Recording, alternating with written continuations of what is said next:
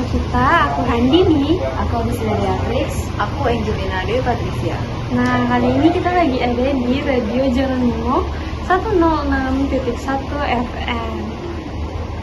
Jadi pada kesempatan kali ini kami akan menemui salah satu sosok penyiar radio yang namanya juga begitu terkenal di kota Jogja ini, yaitu kami akan bertemu dengan Mas Edward Bagas yang telah berkecimpung di dunia siaran radio selama 3 tahun ini. Ikutin keseruan kita ya. Bye-bye. Perkenalkan, nama aku Edward Bagas, biasa dipanggil Bagas. Aku sekarang jadi penyiar di Jeronimo FM dari tahun 2021. Jadi ini lagi jalan 3 tahun. Jadi tugas utamanya pasti nyampein informasi. Informasinya apa itu tergantung programnya. Kalau di tempatku, di programku informasinya tuh informasi yang santai, kayak trivia kayak gitu. Itu yang pertama. Terus yang kedua jelas menghibur, harus menghibur pendengar, dan tentunya yang terakhir tugas utama dari penyiar itu talk show juga sih. Jadi kebutuhan klien sama perusahaan gitu sih. Kalau ngomongin kreativitas jelas penting banget ya, penting banget karena kan jelas kalau ngomongin radio kita kan cuma mengandalkan audio ya.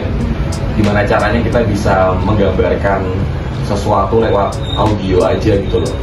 Misalnya ngomongin cara biar dapat menarik atensi ya, jelas kita menggunakan media sosial kalau sekarang. Jadi kita nggak bisa kita nggak bisa pure analog frekuensi radio gitu, karena jelas pendengarnya sekarang juga sudah mulai berubah arahnya. Tantangan terbesar jadi penyiar radio sebenarnya, kalau as a penyiar sih tantangannya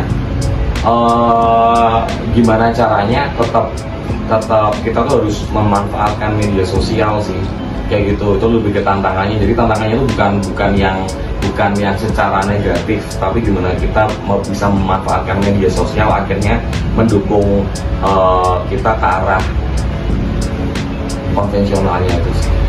Jadi kalau sekarang sih kita nggak bisa anggap itu sebagai pesaing, karena itu sebenarnya harusnya sih kita bisa ngelihat kalau media sosial itu sebagai alat bantu kita loh, untuk perpanjangan interaksi itu, kayak gitu sih.